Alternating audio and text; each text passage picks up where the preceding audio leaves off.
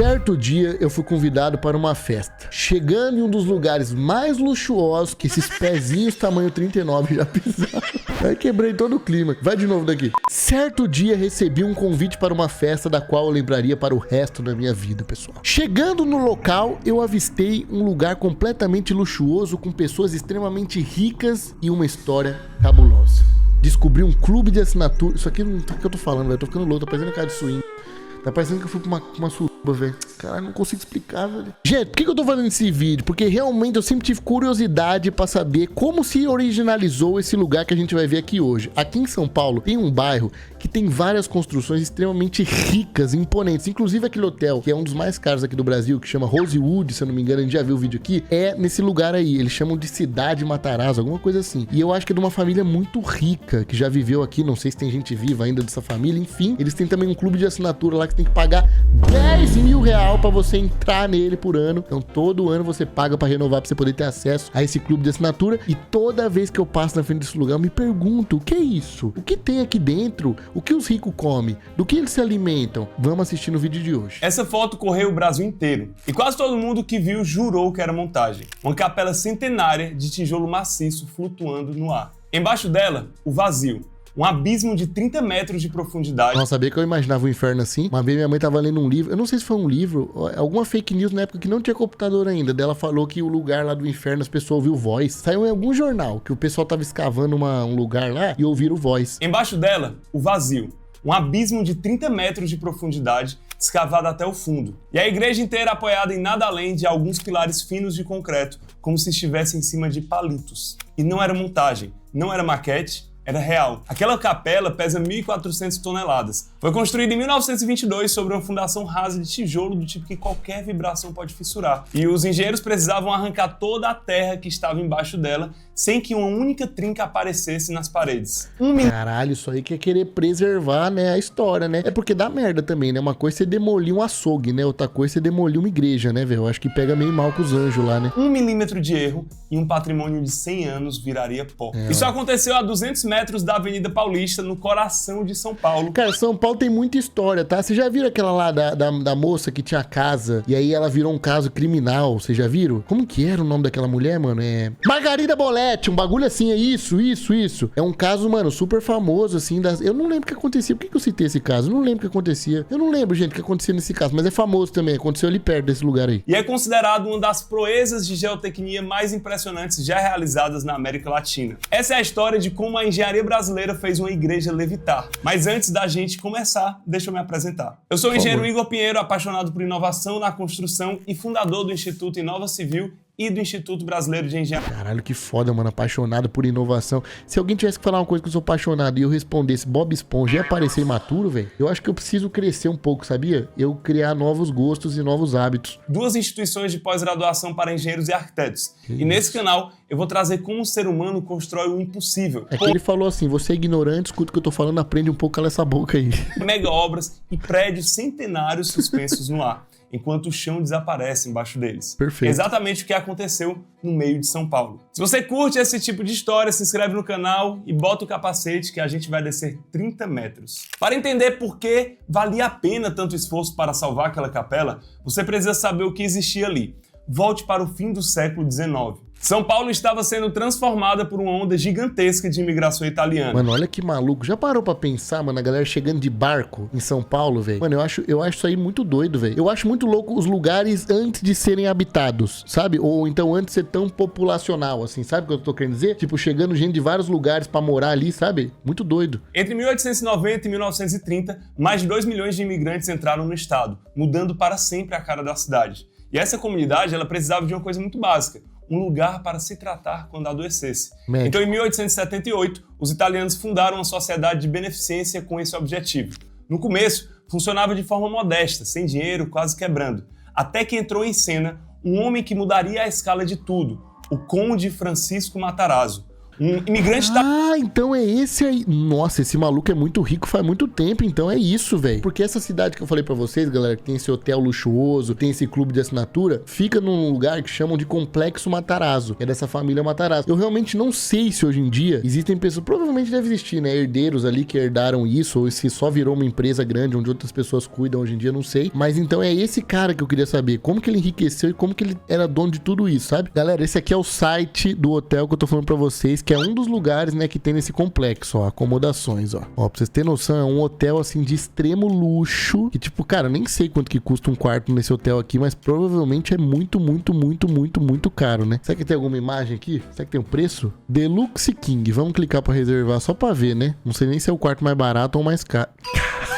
6 mil reais o dia. Você ficar um mês é tipo 100 mil reais, mano. Pra você passar um mês lá, quase 100 mil reais. Isso aqui, nem sei se é o quarto mais barato ou mais caro, mas ainda assim é loucura. Estão falando que tem quarto até de 30 mil o dia. Deve ser provavelmente a suíte presidencial. 10 lugares para você conhecer dentro da cidade de Matarazzo. Um terreno de 30 mil metros quadrados perto da Paulista, que antigamente era um hospital, hoje em dia é uma das maiores operações Olha lá como tá hoje em dia. Em primeiro lugar, o tão comentado Mata Città, um restaurante italiano que nos surpreendeu principalmente pela sua arquitetura e seus diferentes ambientes. Na parte gastronômica, bons... Mas é um lugar muito chique, velho. Todos os restaurantes lá são muito chique. Você sabia que existe uma cidade dentro de São Paulo? Afinal, o que é a cidade Matarazzo? Esse complexo que foi erguido pela família Matarazzo hoje não é mais a mesma coisa. Antigamente era ali que ficava o Hospital Matarazzo. Depois de investimento de 2 bilhões de um grupo francês, se tornou um dos únicos hotéis 6 estrelas da América Latina. Mano, olha isso. Olha a arquitetura desse bagulho, velho. É muito doido. Que ao mesmo tempo que ele é lindo, ele parece uma CPU antiga de computador, né? Mas é muito chique. Acontecem exposições, eventos, tem uma livraria lá dentro e você até pode tomar um sorvetinho por lá. Também é dentro do complexo que fica a Capela Santa Luzia, que antigamente era muito utilizada pelos pacientes do hospital. Depois que o hospital foi desativado, ela acabou ficando sem uso. Como ela é patrimônio tombado, o grupo francês teve que mantê-la por lá. Entendi, então essa catedral ainda tem lá. Caraca, moleque, então ainda dá pra visitar isso. Que foda. Italiano que desembarcou no Brasil em 1881 e construiu o maior conglomerado industrial da América Latina. Com o dinheiro da nova elite industrial italiana, nasceu em 1904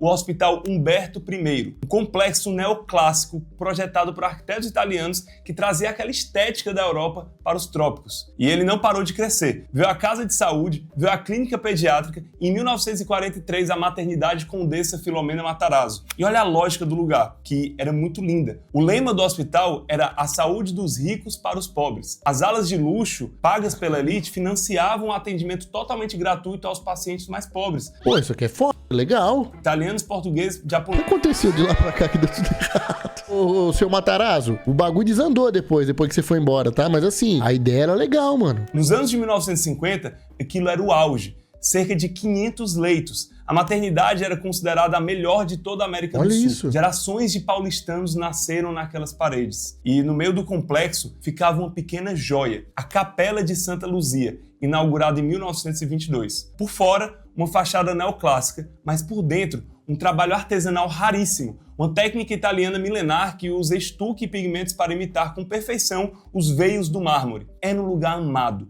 e foi exatamente por isso que o que aconteceu depois é tão trágico. Então, mas calma aí, eu vou entender isso vai ficar atrás, porque pra explicar um pouquinho pra vocês, o que tem lá hoje não tem nada a ver com isso, tá? Pelo menos eu nunca vi um hospital nem uma maternidade lá, uma escola e nada do tipo. Lá tem hotel, tem tipo assim umas lojas, uns bagulho muito chique, eu acho que deve ter teatro talvez, tem esse clube que eu falei pra vocês e restaurantes. Não existe mais nada disso que ele tá falando aqui agora, tá? Eu acho que provavelmente foi nessa cagada que deve ter acontecido, não sei se alguém fez alguma merda, se alguém roubou a família, não sei, mas desandou tudo, porque não tem nada disso mais. Dos anos 1980, o hospital entrou numa crise financeira sem volta. Ah, entendi. Aí abriram o Habib's lá. As grandes redes privadas avançavam, as instalações envelheciam e o dinheiro sumia. E aí veio uma decisão que, na teoria, era para salvar aquele patrimônio, mas que na prática funcionou como a pá de cal. Em 1986, todos os edifícios do complexo foram tombados, ou seja, protegidos por lei como patrimônio Derrubou histórico. tudo. Ninguém mais podia demolir nem alterar aquelas construções. Só que pensa... Então não foi tombado, rapaz. Explica direito. Você é engenheiro, tá explicando errado. Quer dizer, talvez pro engenheiro falar tombado não é tombado, né? Mas pra nós que é ignorante, tombado é tombado. Ele falou, não, foi tombado. Eu falei, caralho, demoliram tudo dele. Nenhum edifício foi demolido. Eu falei, ué, tô ficando louco, porra. Mas o que eu entendi, então, é que, tipo assim, ficou inutilizável, né? Então ninguém podia usar mais ali. O efeito disso para um hospital em funcionamento. De repente,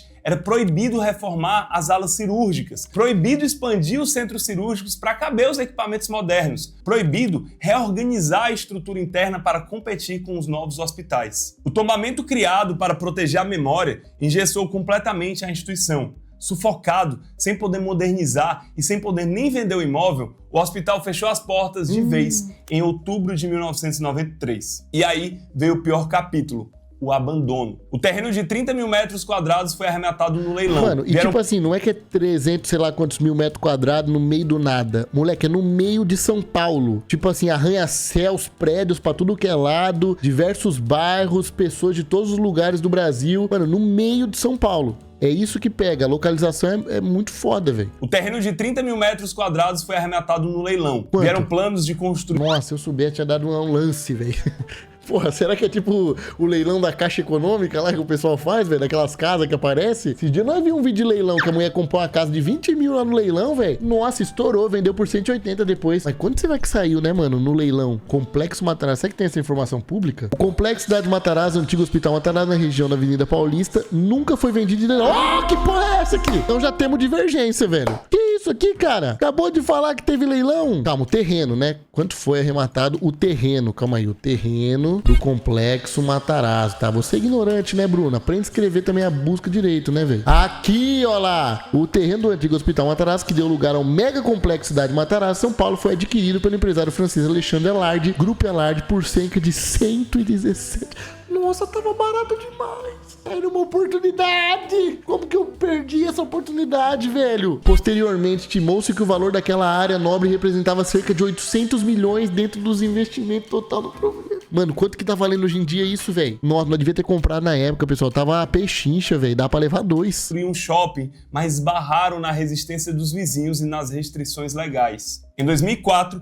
a justiça proibiu qualquer modificação no local. E o resultado, 200 metros de uma das avenidas mais movimentadas da América Latina, formou-se um buraco negro urbano. Por quase 2 décadas, aqueles prédios centenários apodreceram. Chuva, vandalismo, ocupações irregulares, os tetos caindo, o estuque descascando, o mato tomando de conta. O Brasil tinha conseguido a proeza de proteger um patrimônio até ele quase virar pó. Então, mas eu não entendi. Tipo assim, se a galera comprou um terreno, eles não podem ainda assim demolir? Não faz sentido na minha cabeça. Tipo, eu entendo a proteção, né, da parada, tipo assim, preservar a história do lugar, porque é uma coisa muito clássica, mas, pô, se alguém comprou a parada, qual que é o sentido, então, da pessoa ter comprado também, né? Por que será que a pessoa comprou sendo que não poderia fazer isso? Isso que me estranha, talvez. A pessoa que comprou, sabendo que não poderia demolir. Pra ter um espaço estranho, né? Tipo assim, eu quero ter um lugar histórico meu. Foi nesse cenário de ruína que um estrangeiro apareceu com uma ideia que parecia insana. Em 2011, o empresário francês Alexandre Alard comprou a propriedade. E o plano dele era construir ali um complexo de ultra luxo.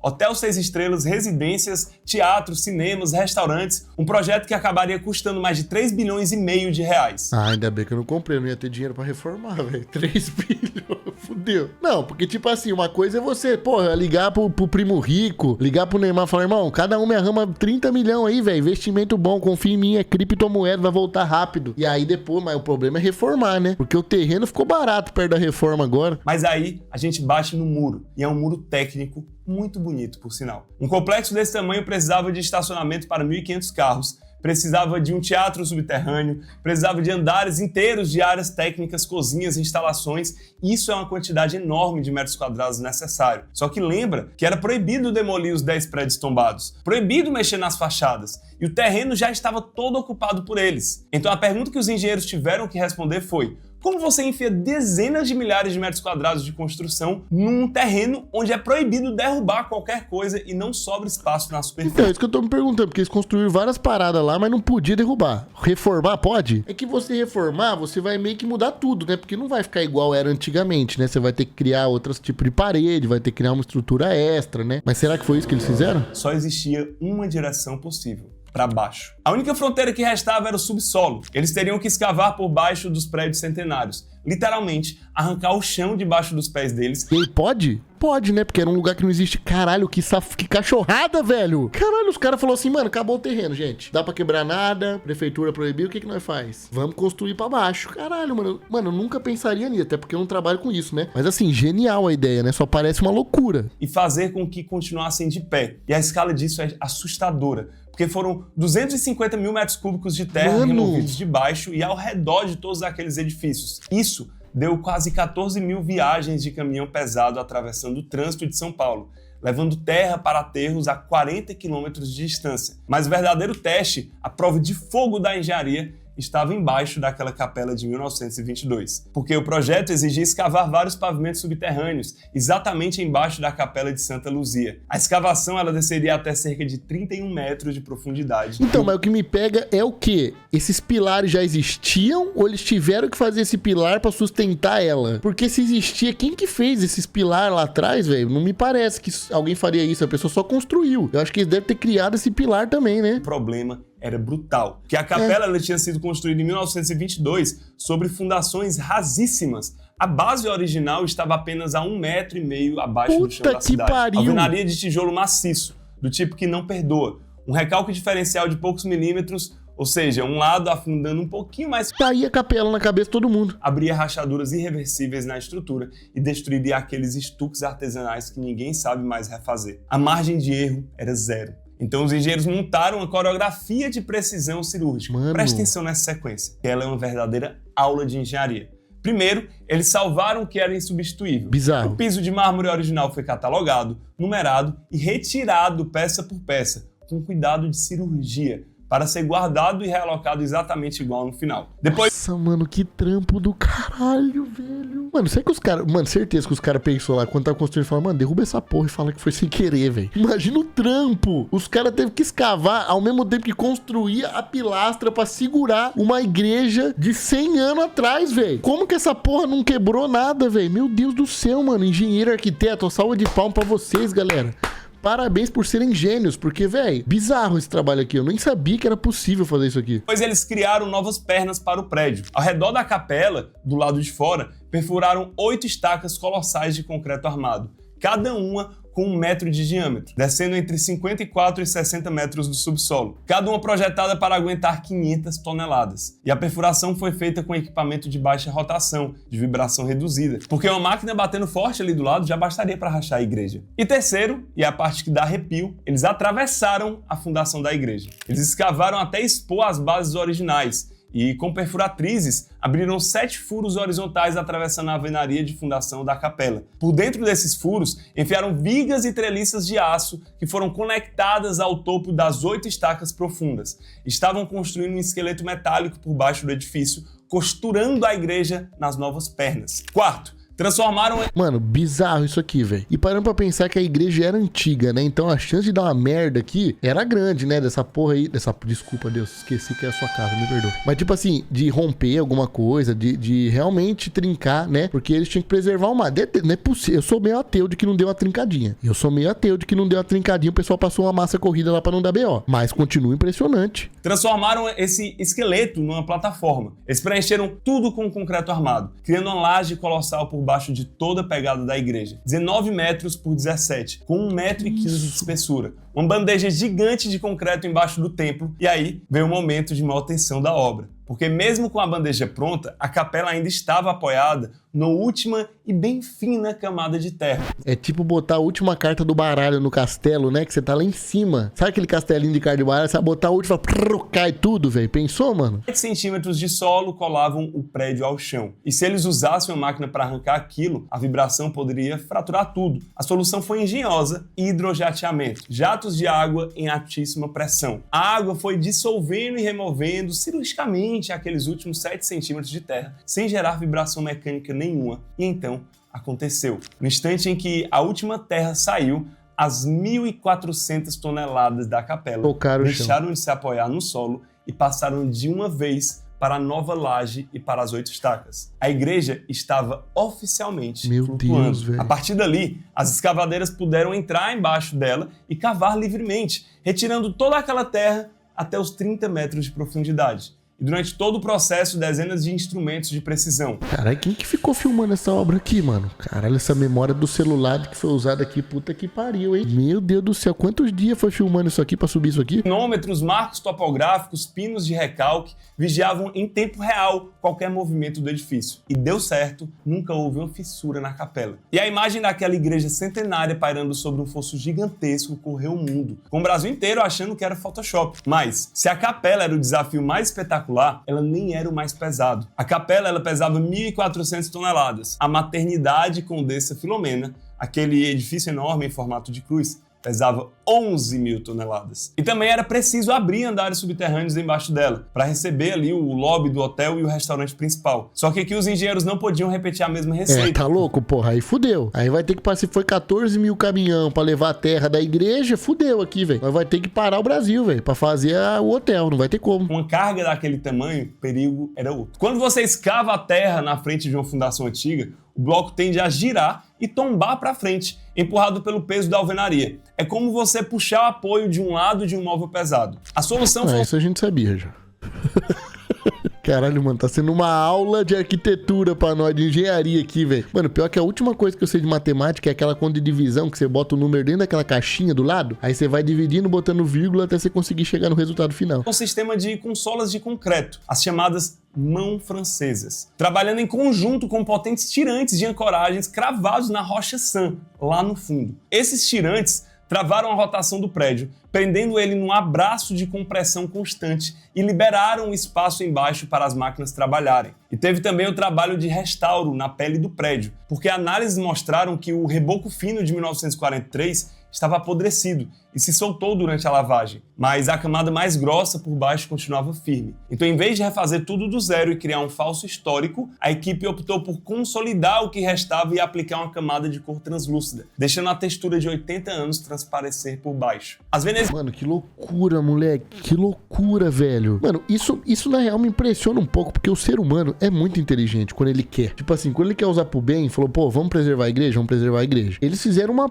puta de uma missão pra conseguir fazer uma parada que talvez nunca tinha sido feita antes, né? Nessa proporção, talvez, e conseguiu fazer. Então eu fico imaginando, se todo mundo se juntasse pra fazer umas coisas foda, mano, o mundo ia ser muito doido. Eu tava conversando com um amigo meu esses dias, né? E a gente tava conversando sobre, tipo assim, será... Ele tava falando alguma coisa que, tipo, o vô dele tinha morrido com 95 anos, que viveu super bem. Aí eu brinquei com ele, falei, mano, nós não chega lá nem fudendo, né? Ele falou, você tá louco? Eu falei, ué, por quê? Você não vai concordar? Eu achei que nós tava alinhado. Ele falou, não. Ele falou, se nós viver mais uns 15, 20 anos, a gente vai viver até uns 130, com qualidade de vida. Eu falei, como assim? Ele falou, irmão, estão imprimindo órgão. Eu falei, que... Falando nisso, eu vou ganhar uma impressora 3D. Se vocês quiserem que eu faça um vídeo imprimindo coisa, não órgão, né? Deixa nos comentários. Mas ele tava me explicando, mano, que tipo, a tecnologia tá avançando muito e que as pessoas estão criando coisas que vai aumentar muito a vida do ser humano, né? As venezianas originais de madeira de lei foram retiradas uma a uma, restauradas e tratadas em oficina. Preservar não era congelar, era deixar o tempo aparecer. Salvo o passado, agora vamos pensar no futuro. E o futuro do complexo é uma torre projetada pelo arquiteto francês Jean Nouvel. Caralho, parece o Voldemort, velho.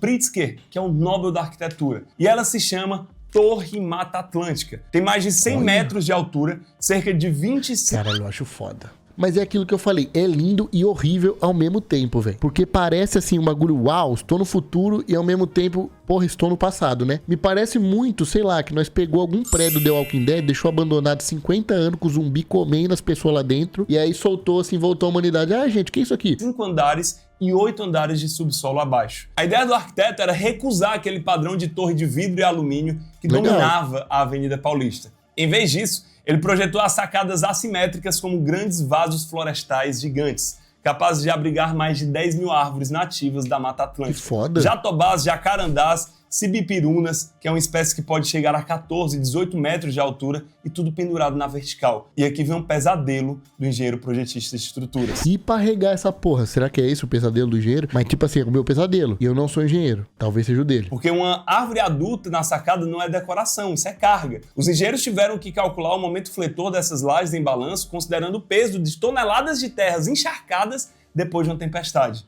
E o pior, tiveram que considerar o efeito vela. A copa de uma árvore madura funciona como uma vela de barco, e o vento batendo nela em rajadas empurra a estrutura inteira. E para manter a floresta viva sem desperdiçar água, montaram um sistema de irrigação por gotejamento capilar comandado por cerca de 200 válvulas automatizadas, com eficiência acima de 90%, respeitando a sede diferente de cada espécie. O arquiteto europeu exigiu o concreto aparente com cor uniforme e quente em todas as lajes, para contrastar com o verde das folhas. E para conseguir essa homogeneidade sem juntar frias e sem manchas, era preciso despejar até 750 metros cúbicos de um concreto especial, autoadensável, mais denso e mais caro, e tudo em um único dia. E para isso, por que tem que ser num dia só para não concretizar errado? Filas de até 120 caminhões betoneiras se revezavam no abastecimento contínuo à obra. O interior do hotel ficou a cargo do designer Philip Stark, e ele recebeu uma regra que quebrou a Mano, é foda lá, viu? Mano, eu já entrei lá uma vez por engano.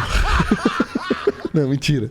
Eu entrei porque eu tinha que ir mesmo. Mas eu não fui no hotel, porque na porta do hotel tem alguns restaurantes lá. E uma vez o Léo me convidou pra ir lá. O Léo Picon, né, meu ex-patrão, ele já foi lá várias vezes, já ficou hospedado lá também. Uma vez ele me convidou pra ir num restaurante que tem lá. Moleque, você chega, tem um portal do tempo na porta. Você entra nesse lugar, você fala assim, caralho, como sou pobre. Porque, tipo assim, é muito luxuoso lá dentro. Só para uns carrão, assim, umas naves muito loucas, velho. Você fala assim, nossa senhora, que deve estar hospedado. Mano, você pegar essas pessoas aqui, acabou o PIB do Brasil, velho. Dá pra você juntar isso aqui, sequestrar todo mundo, nunca mais você trabalha. É um lugar extremamente chique, assim, galera. E eu fui no restaurante, com o cu na mão, né? Eu falei assim, bom, ele me convidou, mas ele sabe que eu não sou mais pobre, né? Que eu vou pagar o meu. Mas eu mesmo não sendo mais pobre mais, eu valorizo muito dinheiro. Eu tava morrendo de medo. Mas, galera, vou te falar. Comprei um dos hambúrguer mais caros da minha vida, mas achei que seria mais caro, tá? Eu lembro que eu acho que eu paguei R$70 no hambúrguer. Isso é barato? Tá louca? Não é barato. Mas, tipo assim, eu jurava que eu ia gastar uns R$400. Tradição do luxo brasileiro. Era proibido importar. Historicamente, luxo aqui significava mármore e Carrara, lustre francês, tudo vindo de navio.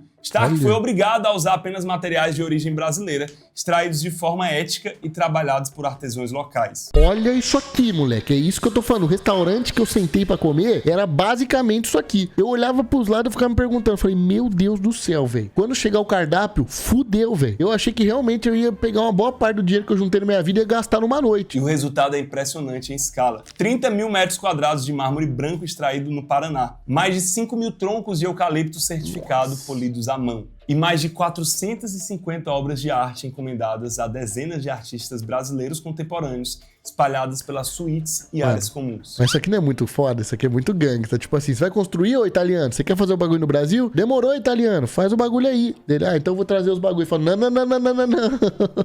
Vai trazer porra nenhuma, irmão. Você compra aqui. Fizeram o maluco comprar tudo aqui no Brasil, velho. Achei foda, tá? Na capela restaurada, o vitral novo foi criado pelo artista Vic Muniz. E é aqui que existem várias pontas dessa história, porque existem debates curiosos. Aquele complexo, por exemplo, nasceu lá em 1904, de uma missão de saúde gratuita para imigrantes pobres. O lema era a saúde dos ricos para os pobres. Ele morreu abandonado, engessado por uma lei que queria protegê-lo, e renasceu como um enclave de ultraluxo, com apartamentos que passam dos 30 milhões de reais. E, de um lado, a gente visualiza críticos e alguns urbanistas. Cara, sabe que eu fiquei pensando nisso? Você já viu aquelas pessoas que, por exemplo, começam a construir um prédio ou um condomínio e aí vão comprando as casas? Tipo assim, por exemplo, imagina um bairro que tem 10 casas e aí todas elas são tipo assim um quarteirão. E aí uma empresa vai lá e começa a comprar uma casa. Compra outra, porque quer construir um prédio ali onde tá aquelas casas. E aí sobra uma casinha de uma senhorinha que não quis vender. Eu acho que isso é a história do filme Up, inclusive, não tenho certeza. Mas enfim, e essa casa a pessoa não vende e isso impede o prédio de ser construído. Mano, o meu sonho era ter uma casa onde um prédio vai ser construído.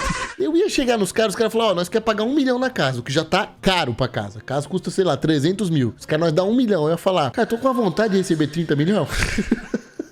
Apesar que deve dar um medo, né? Você é louco, eu ia achar que a pessoa ia mandar matar eu, velho, pra acabar com essa casa aí. Os 30 milhões de reais. E, de um lado, a gente visualiza críticos e alguns urbanistas que apontam que o discurso da preservação acabou servindo a um projeto de especulação e exclusão. O que era público e gratuito virou inacessível para a maioria. Do outro lado, tem um fato incômodo para essa crítica. O poder público teve décadas para salvar aqueles prédios e não salvou. Pois é. O tombamento sozinho não preservou nada, só congelou a ruína. Cara, já parou pra pensar que isso aí, se não tivesse sido comprado e sendo construído uma parada pros ricos, poderia ter virado um espaço foda foda, cultural, pra todo mundo acessar. Acabei de pensar nisso aqui agora. Imagina, poderia ter feito uns museus muito louco, ou então, sei lá, um centro de lazer, um clube gratuito, ou então espaços de, sei lá... Entendeu? Dá pra ter construído um monte de coisa, mas não foi feito nada. E agora os ricos pegou e fudeu pra nós entrar lá agora. Nós não, que agora eu tô entrando, né? Não vou também. Vai tomando. Mas pra comer um hambúrguer também, não tô hospedado também, né, porra? Mas assim, realmente é um lugar que não é acessível. Foi o capital privado, com seus bilhões e seu interesse comercial, que bancou uma das restaurações mais complexas da história do país. Sem o luxo, talvez não houvesse prédio nenhum para debater hoje. E os jardins e parte do complexo hoje são abertos ao público. Algo que a ruína fechada nunca foi. É verdade, tem essa parte aí. Você pode andar nas árvores lá, se quiser também, né? Isso aí, nós podemos entrar lá sem pagar nada. Não precisa comer o hambúrguer nem se hospedar. Eu acho que as galerias, eu acho que são gratuitas também. Isso é legal, as galerias. Tem as lojinhas das galerias. Isso aí eu acho que é gratuito também. Que eu acho que eu andei lá, ninguém me cobrou, graças a Deus, né? Que senão eu nem saberia. Eu sou a pessoa que, tipo assim, a pessoa me cobra, eu não tenho coragem de falar não e eu compro por impulso. Nossa, gente, inclusive, meu Deus do céu, preciso falar uma coisa pra vocês. Um amigão veio aqui em casa, esses dias o Gustavo. Gente, Gustavo Mioto, ele tem um jato, tem casa, tem apartamento. Carreira de luxo, um dos cantores mais ouvidos do país. Chegou aqui em casa com um especialista de perfume. Não, porque eu vou te mostrar uns perfumes. Você vai conhecer um mundo novo. Eu falei, nossa, como assim? Aí foi me mostrando perfume. O cara me dando fita aqui. Cheira esse, cheira esse, cheira esse, cheira esse. Você é louco, um mais gostoso que o outro. Parecia que eu tava cheirando um anjo assim, velho. Mano, só perfume cheiroso, só perfume cheiroso. Escolhi sei lá, uns 5 perfumes que eu gostei mais dos 60 que ele me mostrou. Eu falei, quanto que fica esses 5? Vou levar esses 5 e vou me permitir, né, velho? Ele falou, 12 mil. Eu falei, oi? Falei, não quero ser sócio da Boticário não, irmão. Eu quero só 6 perfuminhos aqui pra usar no dia a dia. Aí, como que eu fiz a estratégia? Comecei a olhar pra um perfume. Mano, eu não entendo porra nenhuma de perfume. Eu comecei a cheirar 2 perfumes diferentes dos que eu tinha pegado e falei, achei esse aqui meio parecido, não sei se faz sentido levar os 2. Ele falou, nossa, mas um é manga, o outro é wood. Falei, ah, não, mas o meu nariz tá pegando, velho. Ó, cheira aqui, ó. A nota final é parecido. Aí fui tirando um, fui tirando o outro, tomei uma facada, mas foi menor do que a facada que eu ia tomar. O prédio foi salvo. Se foi salvo para quem? Cada um vai interpretar e responder do seu jeito. Mas ele foi salvo, e isso por décadas ninguém tinha conseguido. Independente do lado que você escolher nesse debate, uma coisa é indiscutível. O que os engenheiros brasileiros fizeram ali entrou para a história da geotecnia mundial. Eles pegaram edifícios centenários, frágeis, pesados, que a nação inteira já tinha deixado ruir. E em vez de derrubá-los, arrancaram o chão debaixo dele e os mantiveram de pé. Fizeram 1.400 toneladas de igreja levitarem sobre um abismo de 30 metros, usando 8 pilares e jatos de água. Travaram 11 mil toneladas de maternidade com tirantes cravados na rocha. E provaram que preservar o passado não precisa significar congelar uma cidade no tempo. Então, da próxima vez que você passar pela cidade de Matarazzo, eu tenho certeza que você vai olhar ela de uma forma diferente. E como uma das coisas mais impressionantes que a engenharia brasileira já fez. Agora me conta aqui nos comentários. Você também achou que aquela foto era falsa quando viu da primeira vez? Mano, eu nem conhecia essa foto, velho. Eu descobri essa foto através desse vídeo. Eu queria saber da onde que veio tanto dinheiro e no fim das contas não explicou, né? Mas pelo menos a gente descobriu como que foi feito esse grande hotel de luxo e todo esse lugar aí onde os ricos estão indo comer hambúrguer de 70 reais, né? Gostou do vídeo? Deixa um like, se inscreve no canal, comenta aqui embaixo. Esse aqui é um vídeo bem atípico do que a gente faz. A gente acabou caindo nele, eu fiquei curioso pra ver. A gente assistiu, mas se você gostou, mostra que você gostou. O canal do Igor Pinheiro tá na descrição, que contou toda essa história de uma forma muito legal. Então vão lá, se inscreva no canal dele também, se tiver interesse em mais coisas desse tema. E se quiser me acompanhar nas redes sociais, é @Brino em todas elas. Só procurar a gente, principalmente no Insta, tá bom? Brino, só procurar lá. É nóis, um beijo, até o próximo vídeo.